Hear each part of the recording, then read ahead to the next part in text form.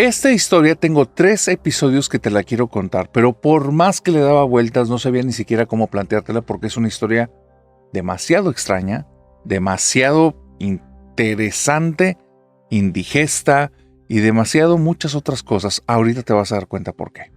Vamos a hablar primero de Joaquín.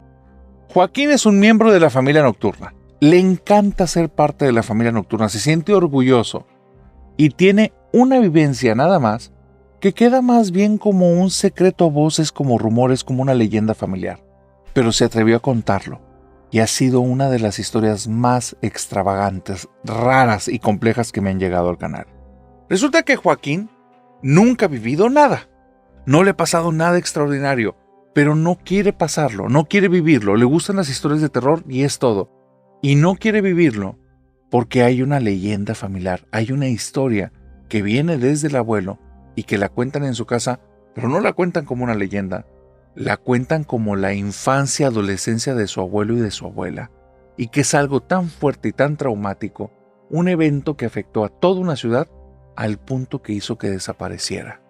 Así es que para iniciar, permíteme contarte un poquito acerca de este pueblo al que le pondremos el nombre de San Carlos. Resulta que San Carlos, estamos hablando de una época en la que las calles no se tomaban todavía las molestias y tal vez no había la tecnología para pavimentarlas. Eran calles que levantaban polvo, eran zonas tipo terracería, pero aún así era un pueblito medianamente grande porque tenía ya arriba de 200 habitantes, familias completas, algunas personas solteras, pero al final eran alrededor de 200, poquito más de habitantes. Las casas en ese pueblo estaban juntitas, un al ladito del otro, prácticamente eran 3 cuadras largas, a diferencia de la mayoría de los pueblos que la mayor parte de las casas las tienen como todas divididas y mandadas por diferentes zonas y entre casa y casa a veces te tienes que echar 1, 2, 3 kilómetros. Aquí no. 3 cuadras largas. Justo al final de las cuadras, de un extremo había un parque grande, del otro extremo una iglesia. Punto y se acabó San Carlos. Aquí hay una situación. No sé, no tengo la menor idea. Y si alguien sabe de qué pueblo estoy hablando, explíqueme. Pero este pueblo no sé de qué vivía, no entiendo cómo tenían ingresos. Tal vez ese es justamente el tema por el cual ocurrieron estos hechos. Los abuelos de Joaquín eran originarios de San Carlos. Ambos nacen ahí, crecen ahí. Ellos dos no tenían ningún tipo de relación. Toda su relación vino después de la tragedia de San Carlos. Ellos crecen y son parte cada uno de una familia. Como te puedes imaginar, al solo haber una iglesia ahí, todos eran católicos, practicantes. Hay algunos nada más de renombre y otros ni siquiera lo escondían. Solo era por una cuestión de tradición y había algunos que ni siquiera les importaba. Estaban los disidentes, los que no les gustaba, los que querían pensar diferente, pero era un pueblo tan pequeño que para qué entrar en discusiones de ese tipo que no tenían ningún tema. Temas de política, temas de economía, esas cosas les podían interesar a algunos. A la gran mayoría, el tema de las huertas, el tema de los hacendados, eran este tipo de cositas las que realmente estaban en boca de todos y no tanto el tema religioso. Pero en ese pueblo de San Carlos, todas las personas se conocían por nombre, por familia, por apellido, se conocían por relaciones entre unos y otros. Tú que eres de la Josefina, pues yo soy hijo, yo soy nieto, y todas las personas conocían los árboles genealógicos de los demás. En ese lugar había solo una tiendita. Doña Tencha, la dueña de la tiendita, era una persona que ya tenía cerca de 50 y tantos años, cabello totalmente cano, regordeta, un poquito chaparrito, utilizaba un bastón. Parecía que una o tal vez las 2 rodillas le fallaban y era una señora de carácter tremendo. Tenía un vocerrón que no importaba en qué parte de San Carlos estabas, en el parque o en la iglesia, ahí te iba a llegar la voz de Don Tencha cuando la hacían enojar. Y la gente que le pedía fiado, cuando no le pagaba cuando tocaba, escuchaba los gritos de Doña Tencha, pero una y otra vez. Pero hay un tema. Doña Tencha, no, por eso te iba a dejar de fiar. Después de los gritos ya todos sabían que Doña Tencha era puros gritos, pero nada más, porque les terminaba dando más préstamos y terminaba haciendo que las personas de allí estuvieran algunas endeudadas, otras agradecidas, pero finalmente Doña Tencha ya sabía cómo era el juego en San Carlos. Mucha apariencia y hay un poquito de hacer la llorona. Por otro lado, había otras personalidades, un carpintero que todos conocían, que nunca terminaba las cosas a tiempo, porque una vez que le pagabas, siempre había detalles en las cosas que te entregaba, pero el tipo utilizaba rápidamente el dinero para irse a la pulquería y mira, no lo veías 2, 3 días después. Así es que todos tenían quejas de él, pero ¿sabes qué? Era el único carpintero de la zona. Tenía un aprendiz, y aunque ya tenía 5 años con él, el muchacho parece que no se le daba bien la carpintería, pero estaba ahí de insistente. Nadie le pedía trabajos al aprendiz, porque silla que te entregaba, silla que te dabas cuenta que estaba descuadrada, que no funcionaba bien, que tenía astillas ocultas por algún lado, inclusive a veces puntas de clavos, y lo peor de todo, la mayor parte de las sillas que le hacía no te duraban ni una semana, se deshacían. Este muchacho, nadie le pedía nada, pero ahí estaba todo el tiempo. Al final funcionaba como un secretario y siempre ofrecía sus servicios, y nada más los incautos que no sabían que el sujeto todo lo que entregaba se iba a deshacer, tenía obsolencia programada, pero para muy corto tiempo, solo ellos le pedían trabajos. Entonces ahí seguía. Era un pueblito muy pintoresco, casitas todas de tamaño rectangular, entradas que algunas ni siquiera tenían puerta. Todos se conocían, todos se llevaban, todos tenían problemas con todos y todos eran amigos de todos. No había ninguna persona ahí extraña al gremio de San Carlos, y todos conocían al padrecito. El padrecito tenía mucho poder de convocatoria. Si nos vamos de entrada que todos los días a mediodía iba y tocaba la campana, y las señoras ahí iban como si fuera un tipo de carrera y desfile, y venían llegando una por una para llenar la iglesia porque era una iglesia pequeñita, los señores eran los que se ausentaban, y solo algunos que les decían mandilones eran los que asistían con su señora. Otros tiempos, otras costumbres. No te digo que eso esté bien, no te digo que eso me guste, lo que te digo es que así sucedía. En ese lugar de San Carlos, el padre tenía mucha influencia en las personas, pero también era un tipo del pueblo. Tenía ya tantos años ahí que él era un ciudadano más de San Carlos. Que lo escuchaban, sí. Que acataban a veces las cosas que decía, sí. Pero mira, cuando se metía con Doña Tencha o Doña Tencha se metía con él, ahí ya no había jerarquías y ya nadie reconocía cuál era arriba del otro. Los gritos se escuchaban de uno y de otro, y al final a veces ganaba uno y a veces ganaba el otro. Doña Tencha y el padrecito, mira, a veces mantenían su distancia, a veces los veías muy juntitos, porque así era la vida en San Carlos. Todos parecían amigos, porque todos también guardaban apariencias, y era a lo mejor a veces un buen pleito, pero mantener tu cara o hacer la llorona como lo hacía Doña Tencha. Espero que me entiendas cómo es este estilo de vida. Esa Semana Santa que corría con toda normalidad allá por 1920, 1930, tuvo un suceso extraño que inició todo. 3 muchachitos, que no sé cuántos eran de la familia Zárate y cuántos de la familia Narváez, venían corriendo por el pueblito gritando por todas partes que venían de la Cueva del Diablo, que la habían conquistado, que habían conquistado la Cueva del Diablo. La gente nada más escuchaba eso y se persignaba. La Cueva del Diablo era un lugar al que nadie se metía, había muchas leyendas.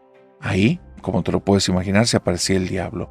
Había personas que de otros lugares, no de San Carlos, iban a ese lugar y depositaban ofrendas, pidiendo favores.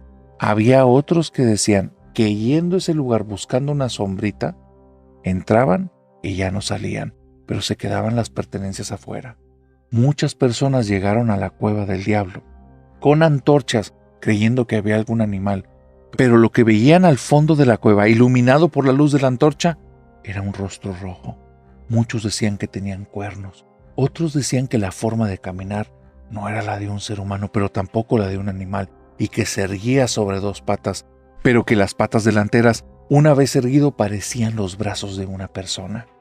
La gente no se atrevía a estar ahí. Había muchas leyendas, había muchas cosas que inclusive el sacerdote ya había empezado a mover en las creencias de la gente. Ahí solo se acercan las personas que son pecadoras, ahí solo se acercan las personas que llama al demonio.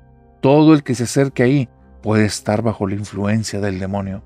El padre nunca había ido a la cueva, solo la había escuchado, no se quería ni acercar.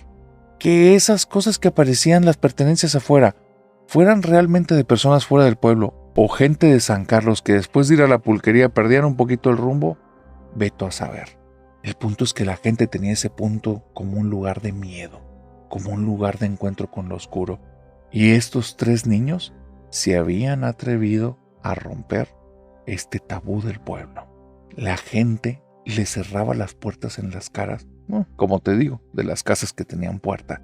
Los demás simplemente le sacaban la vuelta. Cuando llegaron a sus casas, dicen que mamá y papá en ambas familias estaban horrorizados, estaban llorando, estaban afectados y se fueron directamente con el sacerdote. El sacerdote empezó a tocar la campana, invitó a la gente a la iglesia, comenzaron a hacer una misa especial, empezó a bendecir y bueno, cosas de la época, porque también hay que decirse que este sacerdote conocía rezos, pero no era un exorcista, no era una persona que estaba tan inmiscuido en temas como de una fe o de una espiritualidad tan profunda. Más bien era una persona muy pegada a cuestiones políticas, muy pegada a cuestiones de influencia, que sí tenía una fe, que sí era prácticamente su estandarte y su estilo de vida, pero digamos que tenía más ese corte y no tanto la parte espiritual. Después de esa misa, fue la última vez que San Carlos estuvo en paz. Avanzaron los días de la Semana Santa y se respiraba un aire extraño en el pueblo. Decían las personas que eso era causa del viento frío que venía, que era muy atípico. En esas fechas, un aire tan fuerte y tan gélido no era normal. Lo peor es que estaba ocurriendo un evento que nunca había pasado antes en este pueblito. El viento soplaba con tanta fuerza que sonaba como aullidos. Sonaban como si fueran lobos, como si fuera algún tipo de animal quejándose. Lo peor es que el viento venía en dirección como si saliera exactamente de la boca del infierno, de la cueva del diablo. La gente tenía miedo. Había personas que especulaban porque ahí en ese momento todavía había vida en la calle en San Carlos. Te repito, prácticamente 3 calles, una placita y una iglesia. En esos días, los últimos días de vida de San Carlos, las personas que caminaban por la calle se escuchaban las conversaciones donde decían que esos aullidos, que ese sonido del viento, eran los lamentos de un animal que había estado atrapado ahí en la cueva del diablo, pero ahora que fueron los niños lo desataron. Otros decían que era el lamento del demonio, que estaba enojado, que esos niños no nada más fueron para allá, que se robaron algo y que él iba a venir por ellos. Los rumores empezaban a ser como un teléfono descompuesto, cada vez más historias, y de repente de un día para otro, la ciudad entró en calma. La gente ya no estaba en la calle, ya no escuchabas gente cuchicheando por ahí y por allá. Las personas no salían a trabajar, y de repente durante 3 días seguidos, en la iglesia, no sonó la campana. Esos 3 días fue un terror absoluto. El 4.º día, el padre estaba tocando la campana, y ahora sí, hombres y mujeres de San Carlos, escúchalo bien, hombres y mujeres, a mediodía, todos juntos, sin dejar uno solo atrás, estaban dentro de la iglesia arremolinados. Cuando entró el último, ni siquiera le preguntaron al padre. 2 familias se acercan a las puertas de la iglesia, que son puertas altas, y entre ellos las cerraron y pegaron un par de bancas para que no se fueran a abrir. Te cuento todo esto porque eso es totalmente atípico. Eso no ocurría en ese lugar. Después de cerrar la puerta, todos se fueron a sentar juntitos entre las bancas. Ahí veías familias, veías solteros, veías señoras ya mayores, personas viudas. Todos estaban juntitos, lo más cerquita del altar. El padre estaba en el púlpito y comenzó diciendo de una forma muy solemne pero muy tajante: hijos, hijas, el pueblo está siendo sediado por el demonio. Si hubieras estado ahí te hubieras quedado frío, porque todos, como si estuvieran de acuerdo al mismo tiempo, movieron la cabeza de arriba para abajo. A ninguno le quedaba duda. El padre comenzó diciendo: por favor, necesito preguntar y necesito que todos escuchen las cosas que me dijeron esta semana en confesión. Por favor, díganlas aquí. Por favor, ustedes saben a qué me refiero. Digan lo que está pasando en este pueblo. Y entonces señala: ¿quién quiere ser el primero? Y levanta la mano el papá de los niños Zárate, el señor Zárate, 1 o 2 de los muchachos que fueron a esta cueva. Y dice: juro por Dios que en la casa se están escuchando voces. Desde que llegaron los muchachos, algo raro estaba pasando y se escuchan voces en la casa. Hay como señoras hablando, como mujeres que están hablando en una habitación y cuando entro ya no están y después se cambian a otra y pareciera que se fueran moviendo por las ventanas. Así es que ya me salí de la casa, las empecé a buscar desde fuera y ahí no hay nada, pero se escuchan y mi casa se siente mal. Todos los niños del señor Zárate y su esposa movían la cabeza de arriba para abajo. Doña Dorotea entonces levantó la mano y la señora Dorotea dice: «No, a ustedes les fue bien. A mí se me está pareciendo un niño. Este niño tiene los ojos negros, tiene la mirada del diablo. Ya se me apareció y yo le dije: tú no eres mi nieto, tú vete de aquí». Y se empezó a reír a carcajadas y se fue.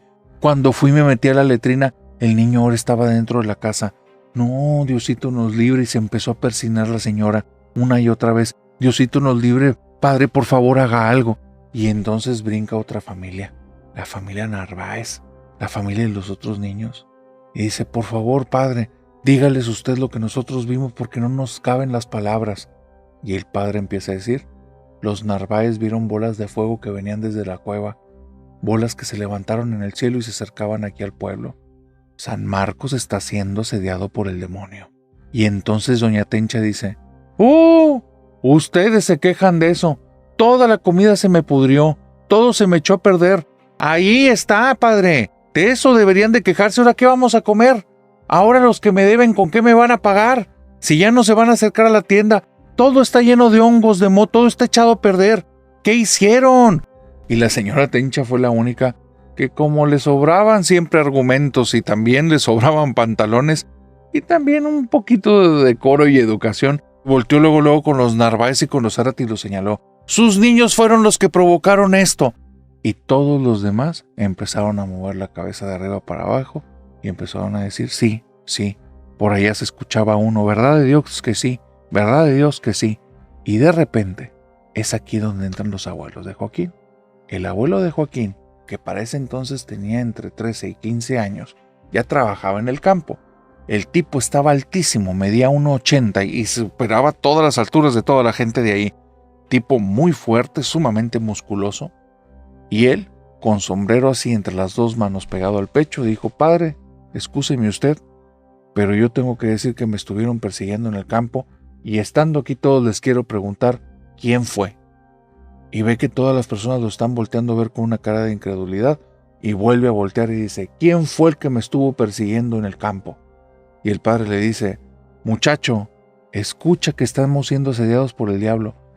Dice: «Era una persona que no tiene cabello, pero se movía muy rápido». Y es donde el padre le hizo caer en razón.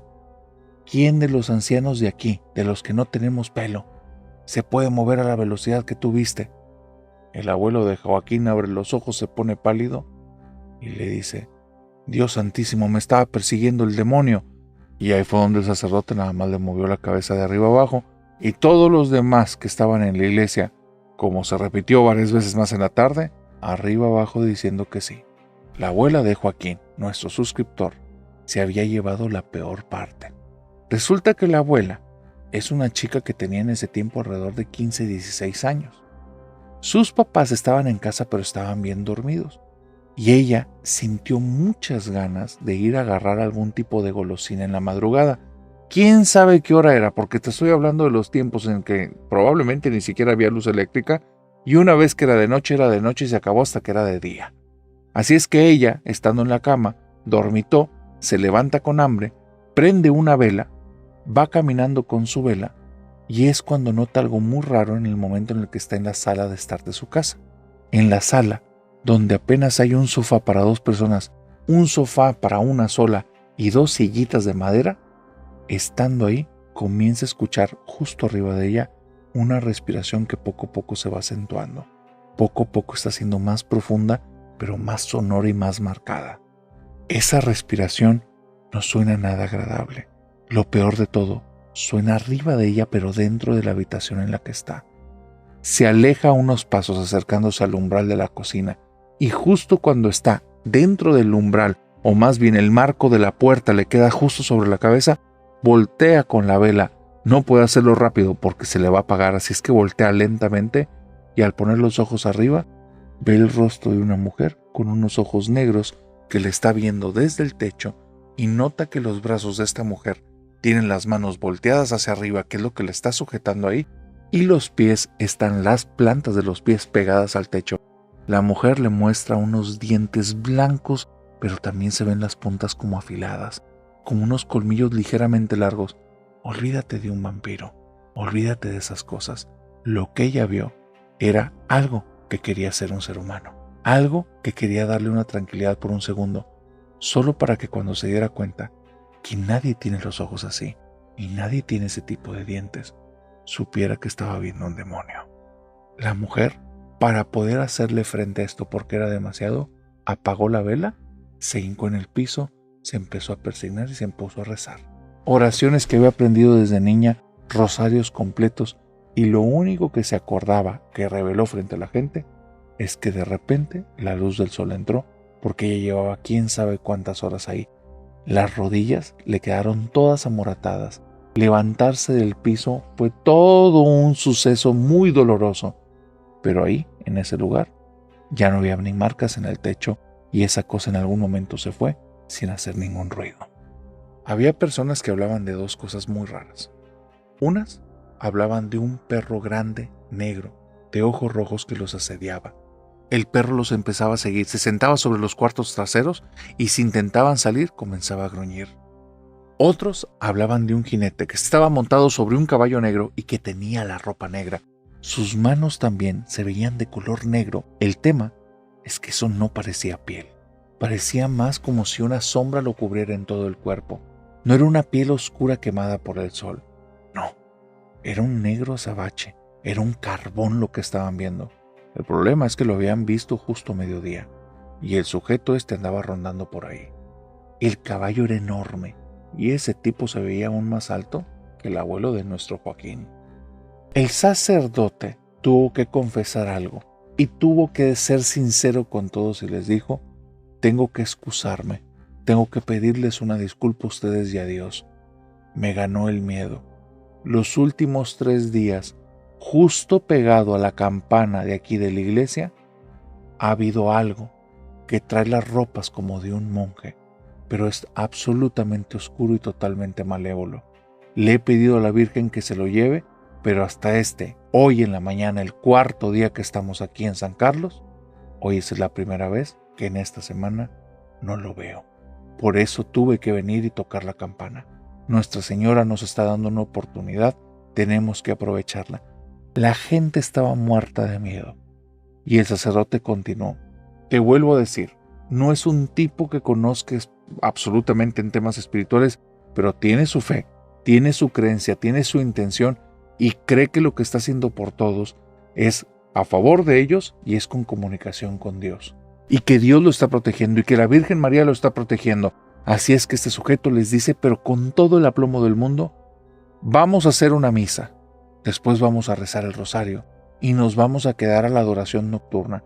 Que Dios nos diga qué es lo que tenemos que hacer, que nos pueda mantener en este refugio y que aleje el mal de San Carlos. Mientras dijo eso, todas las personas por una última vez esa tarde asintieron con la cabeza. El padre comenzó la misa, le pidió a un par de personas que lo ayudaran a coritar y comenzó todo y continuó todo sin ninguna irregularidad. Todo perfectamente normal. Como acababa de pasar la Semana Santa, comenzó a repartir entre las personas velas de las que le habían quedado ahí. A algunos ya habían llevado sus cirios y este tipo de cosas religiosas que en la Semana Santa se bendice y que permanece para muchos todo el año.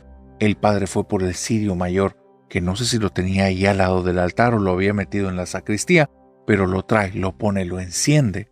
Invitó a las personas para que fueran con las diferentes velas y cirios que él había repartido en algún momento de la celebración, para que fueran a encenderlos con el cirio central, con el cirio que se había utilizado en la Semana Santa.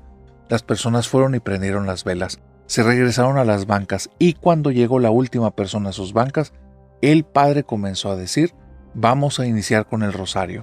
Mete su mano dentro de la sotana, saca un rosario, lo toma con las 2 manos, lo pone justo delante de él para que las personas pudieran seguir la cuenta que él estaba llevando, y es entonces cuando todos los habitantes de San Carlos vieron lo mismo al mismo tiempo.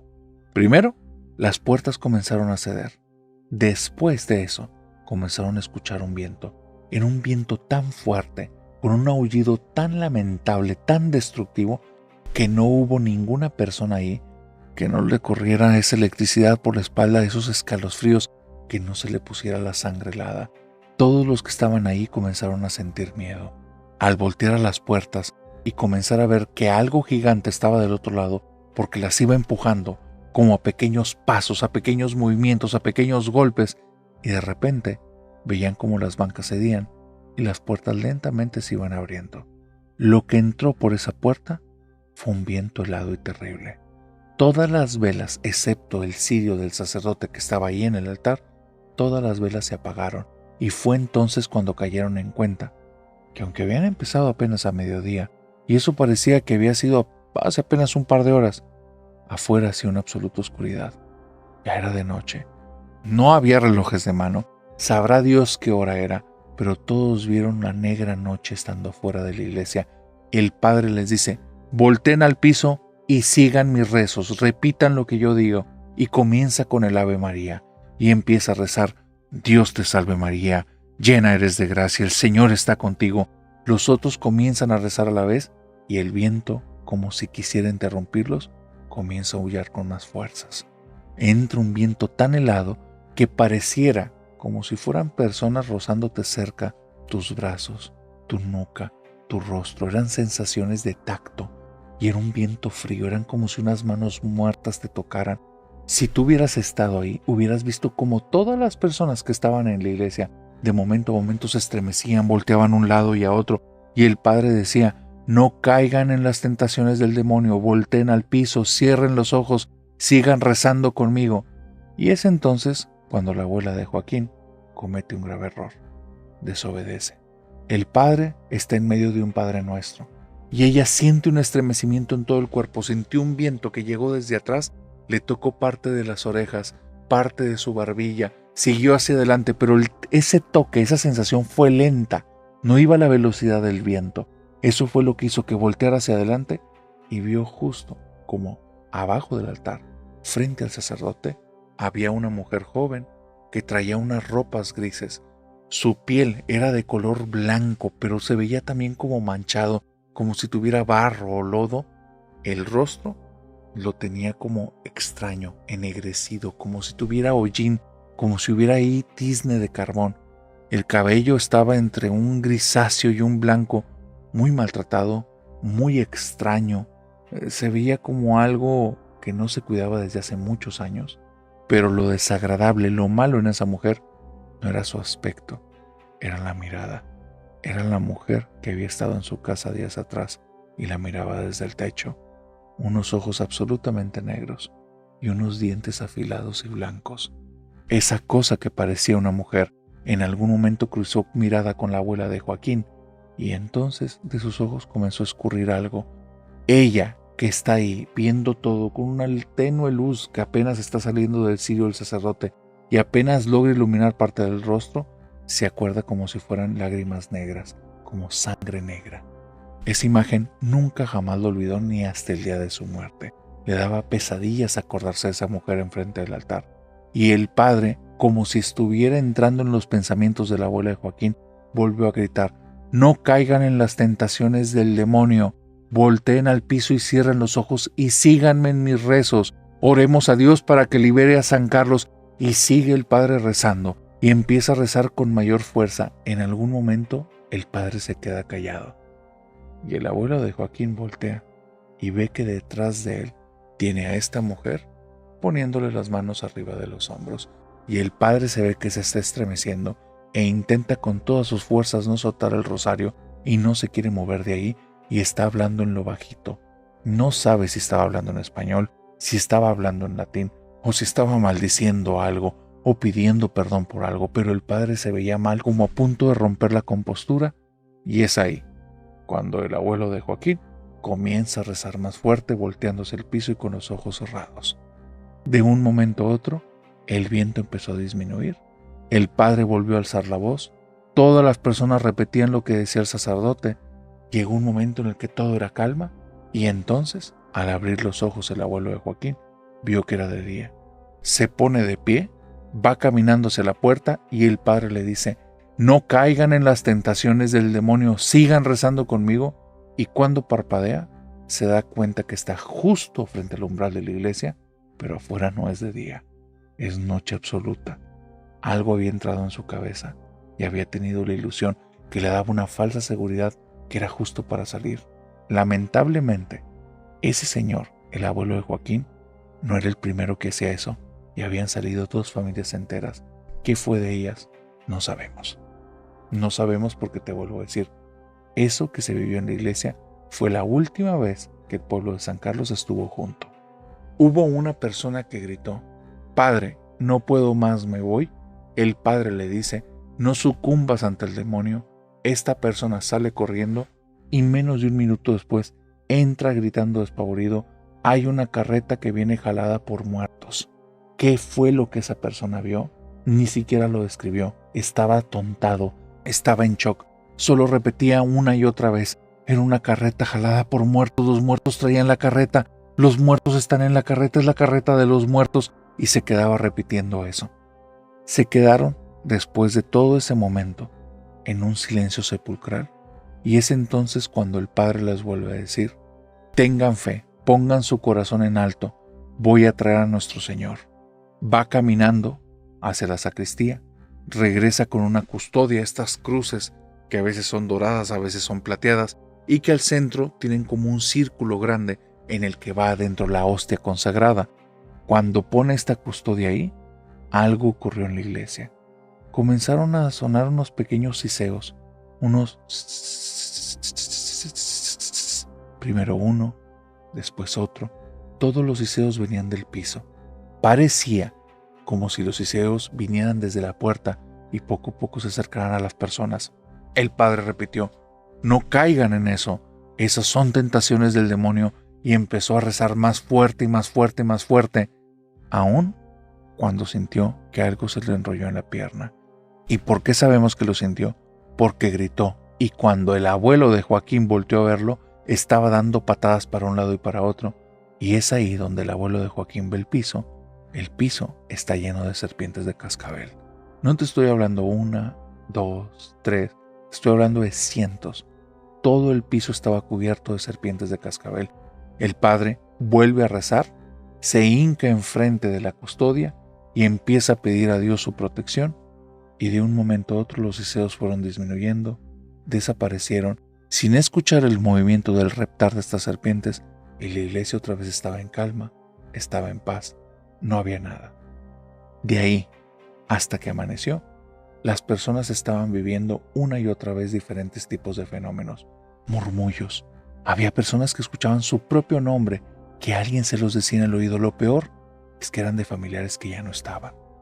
Doña Tencha en algún momento tuvo algún colapso y nada más escuchó que empezó a gritar: ¡hazte a la fregada! ¡hazte a la fregada! Y cayó de sentón en un asiento, y después nadie le escuchó gritar. Nadie tenía ni la fuerza ni el valor para voltear a ver qué le pasaba, ni la iban a poder apoyar. Si alguien le ganaba a Doña Tencha o al padre, los demás no tenían posibilidad en ese lugar. Cuando llegó el amanecer, nadie se dirigió a la palabra, todos se fueron directo a sus casas, y no sé cómo se manejaba en el lugar, si por telégrafo o por alguna otra manera, pero ese día y los siguientes 2, carreta tras carreta vino a San Carlos a sacar a todas las personas, y nadie nunca volvió. Los abuelos de Joaquín se conocieron en la carreta que los sacó de la ciudad. Todas las personas se fueron apenas con lo indispensable. Ellos 2, al irse en esta carreta, terminaron viviendo como vecinos una temporada. Los papás de ambos comenzaban a platicar acerca de lo que vivieron en San Carlos, pero no hablaban detalles. Son de una época en la que hablar de estas cosas de manera tan abierta no es lo habitual. Lo que sí se acuerda mucho, o lo que sí se acordaba, en paz descanse, el abuelo de Joaquín, es que una vez escuchó decirle a su padre que fue ahí, ya había pasado más de un año, que no quedaba ni un alma de personas en el lugar, pero que ese lugar seguía habitado por los diablos.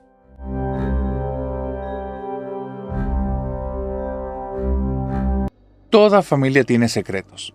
Algunos secretos son bochornosos, otros secretos son solo para no ser jactanciosos, pero la familia de Hernán tiene secretos que, por un lado, son de mucha superación, de mucho crecimiento, cosas de las que se pueden sentir orgullosas, pero nadie creería que detrás de todos esos están un pequeño detalle, un pequeño secreto que es absolutamente aterrador. Tenemos que viajar en el pasado. Hernán al día de hoy tiene 15 años, él tiene buena relación con sus papás, conoció muy bien a sus abuelos, pero esto tiene que ver en el tiempo en el que los abuelos se habían casado recientemente. Ellos se casaron teniendo cerca de 15 años, eran apenas unos adolescentes. Vivían en una ciudad muy chiquitita y había conseguido el señor un trabajo como chofer de una familia muy adinerada. Él promueve a su esposa para que estén los dos trabajando juntos y así se puedan ver. Aparte, esta familia les daba, digamos, un plus, un tipo de bono extra o un favorcito. Y es que tenían una casita atrás para huéspedes y les permitían estar viviendo los dos ahí sin pagar ningún tipo de renta. Hernán es nuestro suscriptor y su abuelo y su abuela son las dos personas que cuando tenían 15 años trabajaron para una familia rica allá en su ciudad. El abuelo era chofer y la abuela estaba en cuestiones de limpieza, cuestiones de orden de la casa y aparte estaba muy de la mano de la educación de la hija única de esta familia. La familia era una familia más bien buena, de muy buen corazón, de muy buenas intenciones. No buscaban en ningún momento como explotar a los abuelos de Hernán y al contrario, les fueron pagando un poco de educación, porque ninguno de los dos tenía ni siquiera terminado la primaria. Así es que les hacían huecos en los espacios de trabajo para que los dos tuvieran estudios y gracias a ellos terminaron con preparatoria después de estar trabajando ahí cerca de 7 años. Terminaron con una cantidad de dinero en el banco. El abuelo de Hernán sabía administrar, aprendió de negocios, ya no estudió ninguna carrera porque ya se había hecho y forjado y de ahí salió con un negocio personal. Y la señora abuela de Hernán había adquirido tal porte y era ya tan inteligente y tan analítica que parecía una de las mujeres de cualquiera de las familias acaudaladas de ese lugar. Pero hay un detalle. En esos 8 años ocurrió una situación trágica y esa fue la razón inclusive por la cual dejaron de trabajar para esta familia. Esta familia es una familia de muy buen corazón, de muy buena relación entre ellos, pero con una mentalidad muy disruptiva para el tiempo.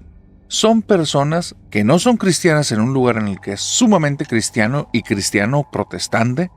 Ellos no son cristianos, abiertamente creen en otras cosas y son mucho más de un tema, digamos, relacionado al paganismo, relacionado a la brujería, relacionado a una conexión con lo trascendental, pero por medio de ritos, por medio de hechizos.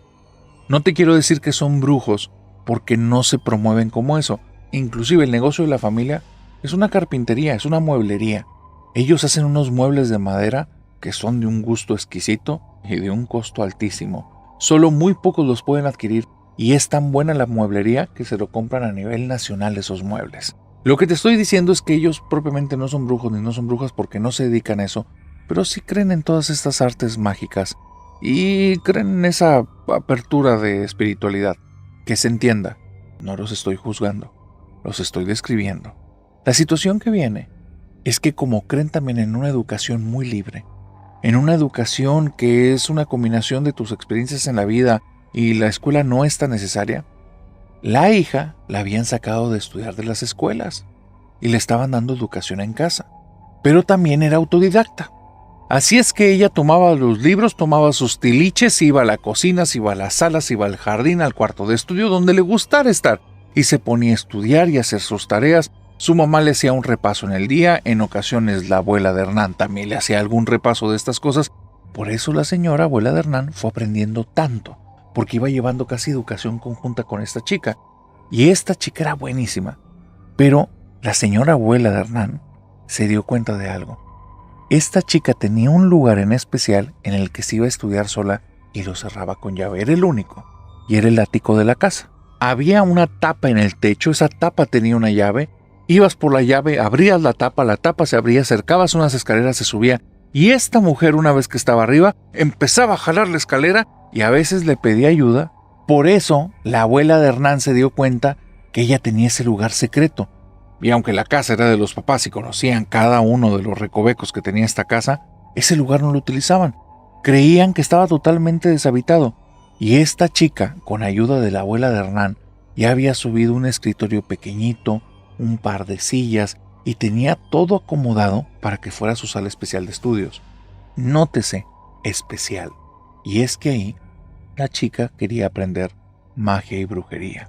Se sentía atraída, le gustaba. Era algo que de alguna manera la llamaba. Una noche, después de 5 años de que esta pareja trabajaba con la familia, ocurrió la tragedia.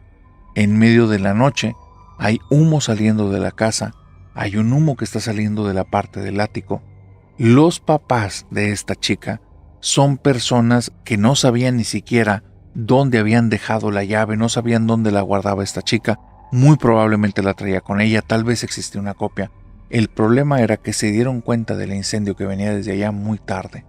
La chica estaba pegada a la puerta en la parte de arriba, tocando continuamente, pidiendo que la rescataran.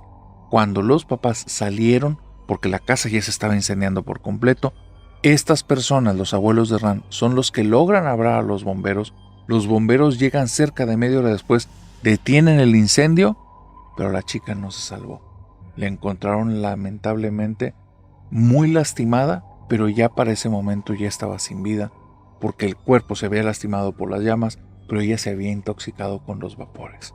El dictamen final fue que ella tenía algún tipo de vela o artefacto con algún tipo de combustible, se quedó dormida y ardió una pared en llamas que ella no pudo contener, no pudo detener, y eso fue lo que desató todo el incendio. Fue una situación muy fuerte. Los papás de esta chica se empiezan a aislar, cada vez más tristes, cada vez salen menos, primero de la casa, después de la sala de estar y finalmente de su habitación. Casi no salían, era difícil sacarlos de la cama. Ya el abuelo y la abuela de Hernán no les gustaba este ambiente porque sentían que si llegaba a pasar algo los iban a culpar a ellos. Tú entiendes a qué me refiero si tomaban una mala decisión, porque estaban muy deprimidos y no dejaban de hablar que querían ya estar con su hija. Los abuelos comienzan a platicar dentro de la casa que qué deben de hacer. Deben de irse del lugar, deben de darle las gracias a ellos, buscar un reemplazo, y los siguientes 3 años son tortuosos, no por esa decisión, sino por lo que ocurría ahí en las tardes. Cuando papá y mamá están dormidos, y que alguno de los dos abuelos de Hernán, que en ese tiempo, te vuelvo a decir, ya eran personas cercanas a los 20 años, andaban por la casa, comenzaban a escuchar desde el ático que ya se había renovado los gritos de la niña pidiendo auxilio. Escucharon los golpes en la puerta de esta mujer diciendo que por favor la ayudaran, que se estaba incendiando todo. La primera vez que se escuchó, la abuela de Hernán fue corriendo para allá, encontró la llave donde siempre la dejaba la niña, abrió y en el momento en el que giró la cerradura se le quemó la mano. Era como si la llave hubiera estado directamente a una flama durante mucho tiempo. La mano le queda marcada, la trampilla se abre, hay un olor a humo, pero algo asqueroso, piel quemada, horrible igual que aquella noche, pero ahí no hay nadie. Cuando el abuelo de Hernán fue en una ocasión a llevar un tipo de correo, unas cartas que le habían solicitado, en el momento en el que se las deja a papá y a mamá, cierra la puerta y en ese momento escucha los gritos de esta niña. Va corriendo a la trampilla porque él está siguiendo nada más los gritos que está escuchando en el lugar, y cuando ve esa trampilla en el techo, se queda asustado. La trampilla tiene marcadas unas líneas en las que con mucha imaginación puedes ver un rostro. Hay un rostro ahí. Lo peor es que esas marcas que tiene son como de quemado. Es como si la madera se hubiera quemado y el fuego dejó esas marcas. Se queda asustado, deja de escuchar eso. El problema es que esto pasa a veces día con día, a veces semana con semana, a veces mes tras mes. No tiene un momento exacto, no tiene una hora exacta, simplemente ocurre. Y va dejando sus vestigios, porque el rostro en la trampilla cada vez es más detallado. Y estamos hablando que ese rostro poco a poco se va pareciendo más a la chica que murió en el incendio. Ocurren diferentes cosas en el lugar. En ocasiones quieren hacer oraciones por la niña. Ponen velas en el piso. El problema es que cuando las encienden, las velas se apagan y después el humo se empieza a levantar, se mete por la trampilla y empiezan a escuchar los gritos de la niña que está sufriendo bajo las llamas y está gritando una y otra vez: me quemo, por favor, ayúdenme, me quemo, ayúdenme. La familia termina deshecha cada vez que quieren hacer algo para ayudarla. El abuelo y la abuela, llega un momento en el que ya el rostro que está ahí es insoportable, están viendo como si hubieran dibujado un cuadro de esta chica, así es que hablan con los dueños de la casa y le piden que por favor que se deshagan de eso. Quitan la puertilla, ponen una nueva, esa puertilla la destruyen, se deshacen de esa, y a la semana comienzan otra vez los gritos y se empieza a marcar otro rostro con llamas. Esta situación ocurrió en 8 ocasiones. 8 puertas pasaron por ahí. En 8 puertas se marcaron rostros, en 8 puertas se vio la cara de esta niña. Les pidieron a los papás que por favor fueran a los grupos cristianos a pedir que ellos oraran, porque si sus oraciones o lo que ellos estaban haciendo no servía, que necesitaban algo que sí sirviera, que esta niña estaba sufriendo. Los papás no accedieron, nunca quisieron, y ahí fue donde los abuelos de Hernán dijeron: nos tenemos que ir de aquí, ya no lo soportamos. Les dieron las gracias por tantos años de ayuda, de servicio, de educación. Los señores entendieron, y después de que se van el abuelo y la abuela de Hernán, a las pocas semanas, el señor, el papá de la niña, amanece sin vida, con quemaduras en el cuerpo. 1 mes después o 2 meses después, pero antes de que cierre el año, a la señora la encuentran exactamente igual. Por ahí se hablaba del fantasma de la quemada, y que en ese lugar rondaba, y que cualquiera que entrara a esa casa se transformaría en su víctima. La casa se fue quedando descuidada, se transformó en un lugar para malvivientes. El problema es que todos le tenían miedo, porque si pasabas ahí en la noche escuchabas 2 gritos. Un grito que siempre se repetía, el de una mujer joven, y un grito desconocido, probablemente la nueva víctima de la quemada.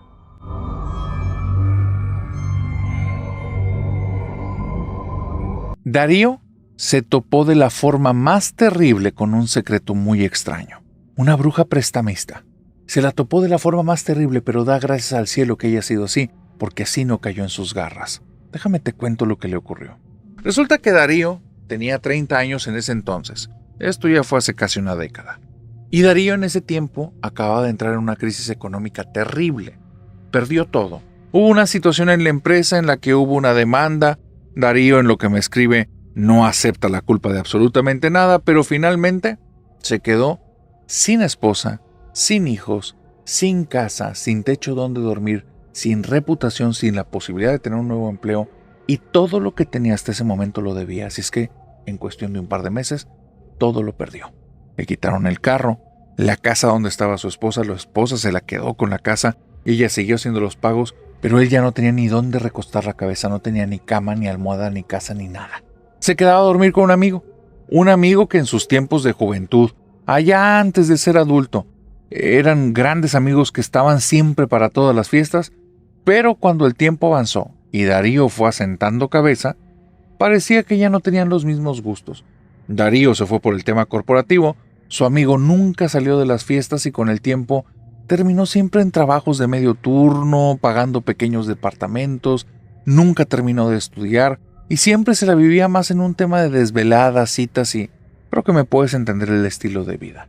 Tomar era su pasión y parecía que todos los días terminaba muy apasionado. Este sujeto, el amigo de Darío, vivía en un departamento muy precario, una zona peligrosa, un lugar sin seguridad, aparte sumamente sucio y sumamente desordenado, y bueno, era el único lugar que le quedaba. El sillón en el que veía la televisión durante el día era el sillón en el que se dormía Darío en la noche. Su amigo tenía ahí una cama, media maloncha, pero le servía para descansar. El amigo se iba a su habitación, Darío se quedaba en el sillón, y así fueron pasando los meses. Y el amigo un día sale con una plática muy casual, y le dice: Darío, se me había pasado, ¿no te gustaría ir con una bruja para que te preste un dinero y aparte te regale buena suerte? A mí me ayudó un tiempo, pero ya después quedé debiéndole dinero y pues ya mejor ya no me volví a acercar. Y le dice: pero una bruja, no tienes nada que perder. Ella no te pide nada a cambio del préstamo. Ahí un pinchecito en el dedo, que hagas un rito que ella quiere, te suelta una feria y la bruja jala muy bien. A mí me jaló muy bien una temporada, pero después ya no le pagué y mira, nada más págale y te quitas de problemas. Darío estuvo como 3 días o 4 dándole vueltas a eso. Pues con una bruja, pues yo ni creo en eso son puras tonterías. Probablemente defraudó a mi amigo, pero ya después se pone a darle vueltas. No, a mí me suena que mi amigo la defraudó a ella. Pues entonces igual sí es dinero fácil. Y ahorita me urge. No tengo ni siquiera para comprar ropa. Ya me estoy sintiendo muy deprimido. Mi esposa se quedó con todo, no me deja acercarme a la casa. Y bueno, Darío finalmente, después de una semana, va con su amigo y le dice: vamos con ella. Le dice: bueno, prepárate bien, come bien una semana y ponte a hacer ejercicio, porque ella está en la punta de un cerro. Y ahí nada de subir con carro, nos vamos a ir caminando. Ellos viven en una zona en la que hay mucha vegetación. mucha vegetación. Obviamente también hay bastante fauna. Entonces, irse a campo traviesa no es cualquier cosa. No llevan mucho equipo porque no tienen con qué comprarlo, pero digamos que esa triple calceta no está ahí puesta nada más porque sí. Y ese pantalón que estaba a punto de tirarlo a la basura, que ahora lo trae debajo del pantalón que sí trae arriba, no está nada más porque se les ocurrió o les gusta traer peso extra. Es porque puede haber cositas ahí medias picosas. Espero que me entiendas, medias picantes. Entonces, van en este camino, van a buscar a esta mujer, se meten por medio de un cerro que está todo lleno de árboles y de repente en algún punto Darío ve como se viene arrastrando una serpiente y se para justo enfrente de ellos. Darío se asusta mucho. Al final, como viven en una zona en la que hay fauna y hay árboles, tampoco es como que le sea tan desconocido. Así es que se acerca por una rama, va por un par de piedras y dice, déjame la muevo a un lado para seguir o vamos a sacarle la vuelta. Y el amigo le dice, no hombre, déjala, no pasa nada. Voltea para un lado, comienza a caminar para ese lado como si la víbora no importara para nada. Darío le sigue el juego, cree que él ya ha venido más veces que Darío, que es su primera vez estando ahí. Así es que le sigue el juego, pero ya va armado con piedras y con el palo. Siguen caminando y de repente Darío ve como por ambos flancos se acercan dos serpientes, una verde y una como de un color azulito muy fea. Aparte, Darío ni siquiera sabía que podían haber serpientes de color azul y la serpiente está ahí y las dos se quedan justo enfrente de ellos. Y a Darío se le hace raro y dice, oye, tal vez estamos cerca de muchos nidos de serpientes, nos están advirtiendo que nos vayamos. Y entonces el amigo le dice, no hombre, mira, ven. Y le saca la vuelta a las serpientes y sigue caminando. Cuando llegan al siguiente punto en el que ahora ya no hay 2, sino 4 serpientes, el amigo habla directamente, hombre, ya sé que te lo debo, pero te estoy llevando un amigo, con eso vas a tener. Y las serpientes se abrieron, les dieron paso. Y Darío empezó a tener miedo y empezó a sentirse raro. Y siguió a su amigo hasta que le dice, oye, ¿qué fue eso que les estabas diciendo? ¿Por qué los animales te hicieron caso? ¿Cómo que te estoy llevando un amigo? Y el amigo voltea y le dice, pues es que no te digo que le debo dinero. Desde hace tiempo me está mandando sus crías. Pero pues no hace nada, nada más es para vigilar. Y Darío le dice, ¿esas cosas son de la señora de la bruja esta? Sí, hombre, pero no hace nada, tú sígueme, vamos con ella. Darío me dice, me entró tanta desconfianza porque yo dije, este tipo me está entregando a mí por la deuda que tiene. ¿Cuál amigo ni qué nada? Me volteo, me voy camino abajo y de repente me topo como con 7 víboras, todas ahí en grupito viéndome. Y ahí sí, como no estaba mi amigo y no les quería sacar la vuelta, dije, a pedradas voy a hacer que se vayan. Las piedras que traía, narrador, no eran piedras chiquitas, eran piedras grandes, era para que si les daba, ahí iban a quedar. Les aviento la piedra y lo que vi me dejó mal. La piedra grande les da de lleno así a todas al centro, están todas paraditas las 7, mínimo la piedra le daba 2. Cruzó por medio de las 2, cayó ahí detrás de ellas y yo no entendí si se movieron rápido o no. Así es que agarro una más grande, se las aviento y las víboras se juntan todos como haciendo un cuadrado, 3 adelante, 2 atrás y 2 en medio, y ahí justo en el centro les aviento la piedra les cae encima de 2, va rodando para atrás y siguen todas ahí, como si las traspasara, como si las cosas que le aventara no les dieran. Agarré piedras chiquitas, un puñado se las aventé y yo vi, narrador, cómo le daba de lleno en la cara de una y caía atrás, como si fueran algo de 3D, como si fuera algún tipo de videojuego. Me empezó a dar un miedo. Mi amigo me empezó a gritar de allá, ya te dije que no hace nada, vente, ¿para qué te vas? No seas collón. Y entonces yo empiezo a bajar el cerro, narrador. Empiezo a escuchar cómo mi amigo empieza a gritar, no te vayas, te dije que te lo traje, no te vayas. No, agarré vuelo, narrador, ya ni fui a su departamento, no tenía nada que recoger. Fue la última vez que lo vi. Yo sé que anda por ahí. Yo sé porque me he enterado de cositas que ha estado haciendo. Pero yo creo que terminó chamaqueando a alguien y se le terminó llevando a la bruja para ofrecerlo en pago de sus deudas como lo quería hacer conmigo.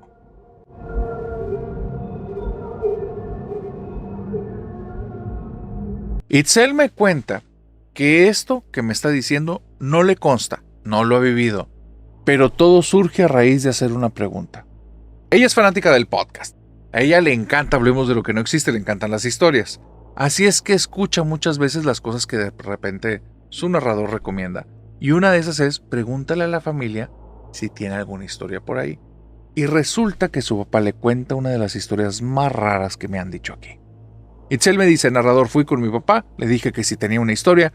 Mi papá sonrió y me dice, sí sabes la historia de la familia, Itzel.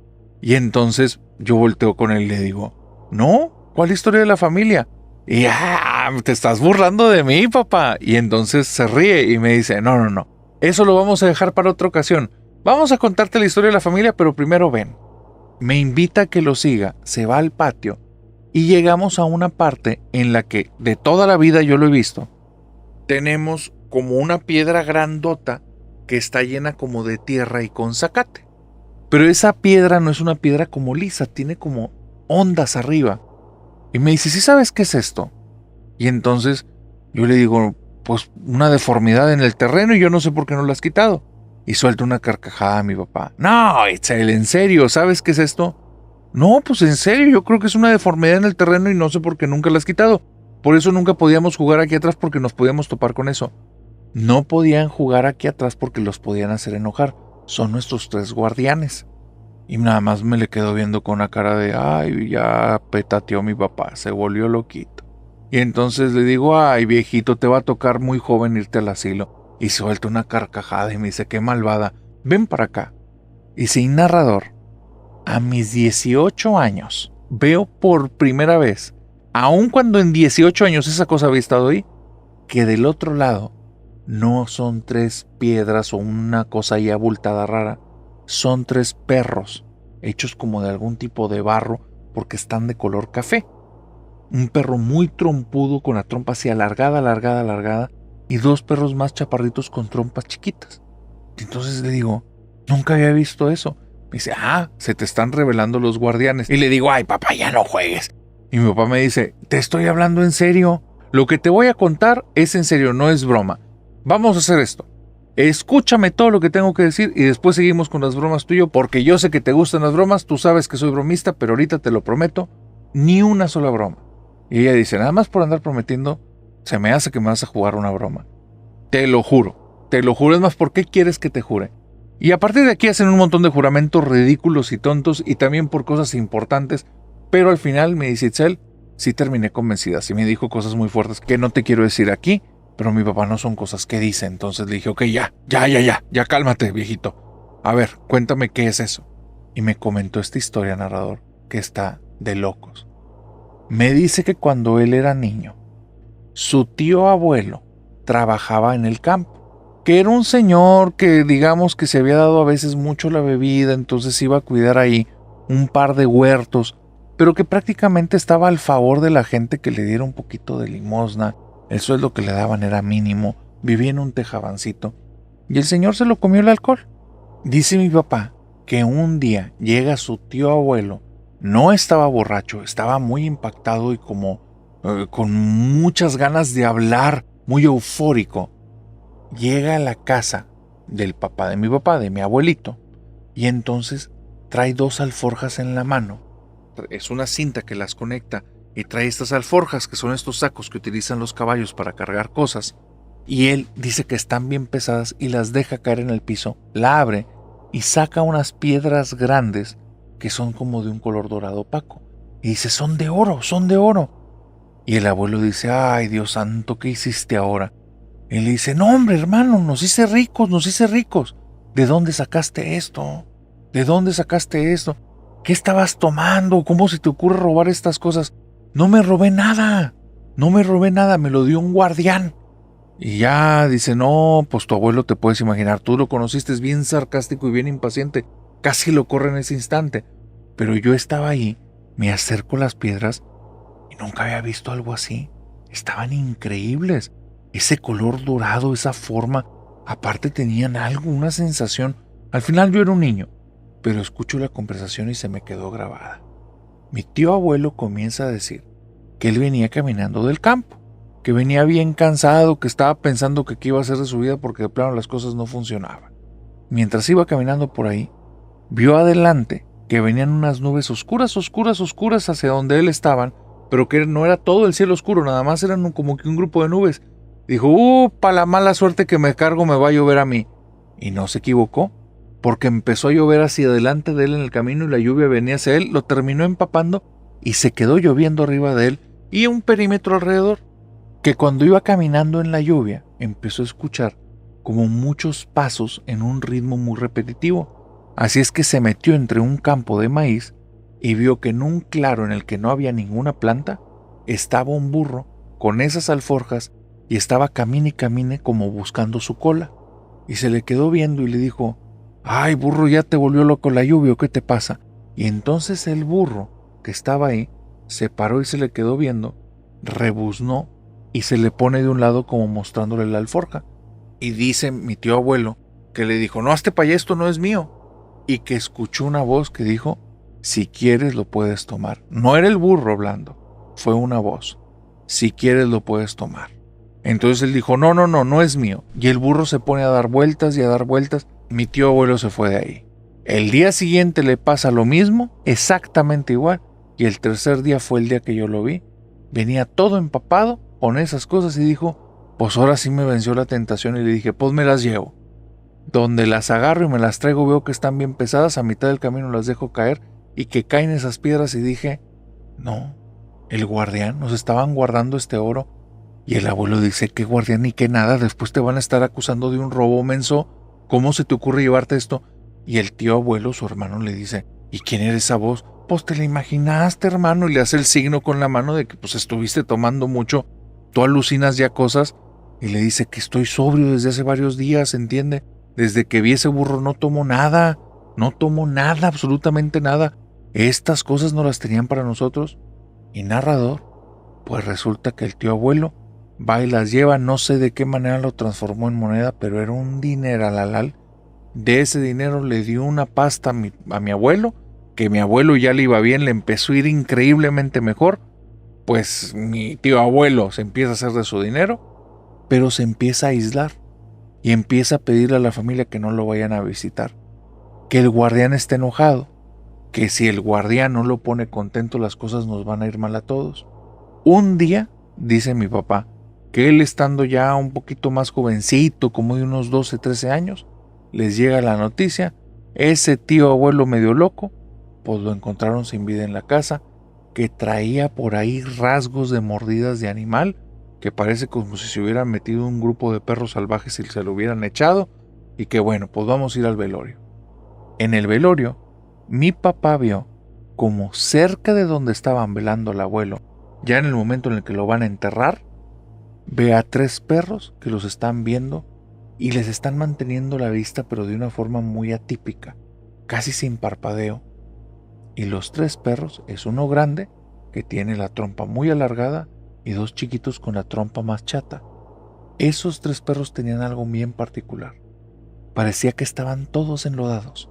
Todos enlodados. Y se le hizo muy raro a mi papá que no se movieran, que no se acercaran.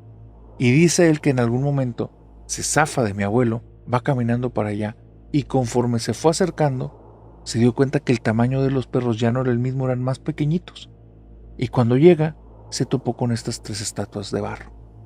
No hubiera pasado nada y todo quedaría en una mala visión de mi papá o en la anécdota de un niño, pero cuando él se casa con mamá y se van a vivir solos, un día entraron en conflicto con una persona que traía un negocio medio turbio y vienen a buscarlo 2 camionetas a la casa. Las camionetas cada una venía con 3 personas, se bajan de las camionetas y dice mi papá que estaba muerto de miedo, que le quería hablar a la policía, pero que había un tema por el cual no les podía marcar. Entonces está con mi mamá y están platicando acerca de qué van a hacer y de repente empiezan a escuchar aullidos, empiezan a escuchar gritos, y cuando mi papá se para en el recibidor adentro de la casa y viendo por el vidrio, ve que afuera hay 3 perros, todos llenos de lodo, y están persiguiendo a estas personas y los están mordiendo de una manera muy agresiva. Las personas se suben a la camioneta y se van. ¿Por qué no utilizaron las armas que traían con ellos? No sabe mi papá, pero no lo volvieron a molestar. Cuando él ve eso, va al patio, y en el patio no estaban los 3 perros de barro, sino hasta el día siguiente. Desde ahí él sabe que tenemos estos guardianes y parece que eran los guardianes del oro que tuvo mi tío abuelo, y les tenemos respeto y miedo. porque cree mi papá que ellos fueron los que se echaron al tío abuelo porque hizo algo que no les gustó.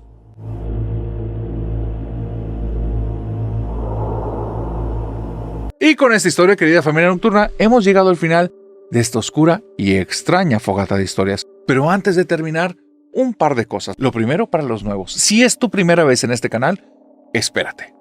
Antes de irte, te quiero preguntar algo.